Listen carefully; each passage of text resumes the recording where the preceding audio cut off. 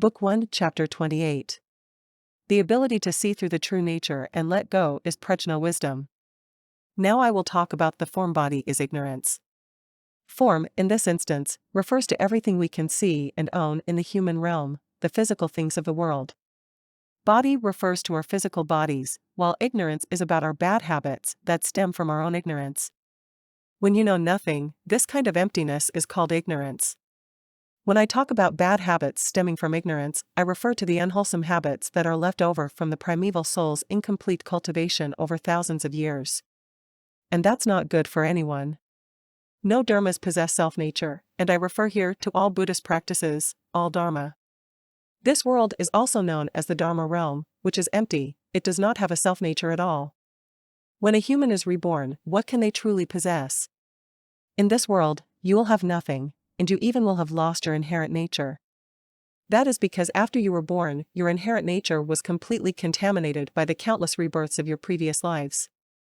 In this life, you are no longer the original you, you've lost your original, inherent nature.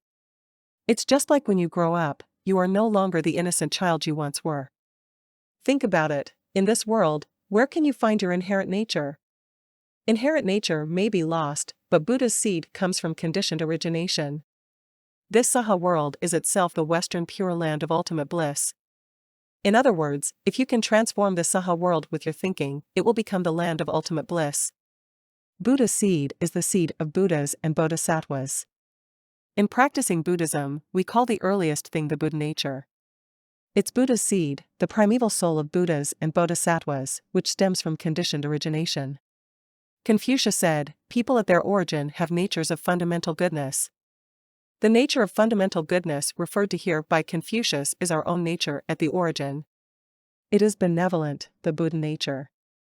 However, children born these days essentially no longer possess their original nature. In this life, you are known by your name, but in your previous life, your name was something else entirely. Think about it, after countless deaths and rebirths over an immeasurable period of time, here you are today. Can you say you are still the original you? If someone is unable to control their joy, anger, sorrow and happiness, it renders them incapable. They will lack the ability to be the master of their destiny, and in that way are no different to animals. For instance, a person who cannot control themselves may strike fortunate times and become extremely happy, and then experience extreme grief in unfortunate times. That's an indication that they have no control over their emotions, and an expression of the saying, all dharmas have no self-nature. I often talk about observing the precepts. Why should we? The answer is that by observing precepts, we can block all the outflows of worldly blessings and merit virtues earned by cultivating the mind. For example, you may have done many good deeds today, but in the process said something offensive to someone. What that means is that all the benevolent and meritorious deeds you performed today are flawed, leading to a great deal of outflow. Once, I said that when you have just finished reciting Buddhist scriptures, your energy field is very good. But if you start to chat with people and you do so recklessly, you will create outflows of merit virtues gained from the earlier recitation. Many people are unable to let go of their grandchildren.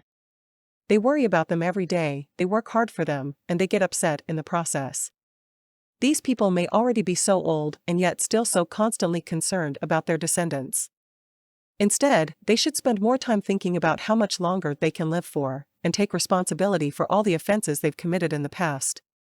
Then, they should repent properly, repaying those karmic debts in order to be free. But how do you know what offenses you have committed in the past? Simply examine the retribution that you are undergoing. If your health status is poor when you're getting old, it means all the people you've wronged and all the karmic creditors in your life are coming after you, giving you constant nightmares when you sleep. If that sounds like you, you should repent properly for all the offenses you've committed in the past. Moreover, if your descendants are more capable than you, then what is the point of leaving your wealth to them? And if your descendants are inferior to you, then leaving your wealth to them is for what purpose?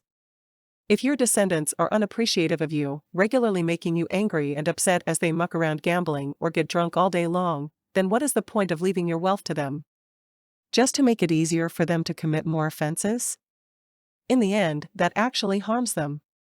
Rather, you should leave behind virtues, that's better than anything else. If parents fight constantly with one another, what do they leave to their child?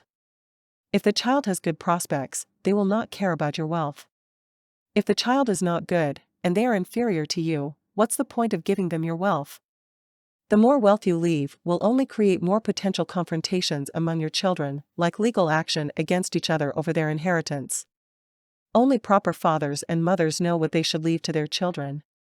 Everyone will encounter tribulations and calamities. When it happens, it's an indication that the time is ripening for us to cultivate our minds. Why did I say that? Because when they're suffering, people should think of praying to Buddha and reciting Buddhist scriptures.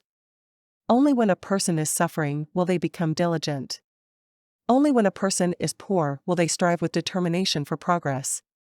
Only when a person's health is poor will they want to train their bodies. It's a typical human shortcoming. People only start to think about what to do when something is about to occur. So no matter what it is, be sure to plan ahead and make preparations. You must think about the consequences from an early stage.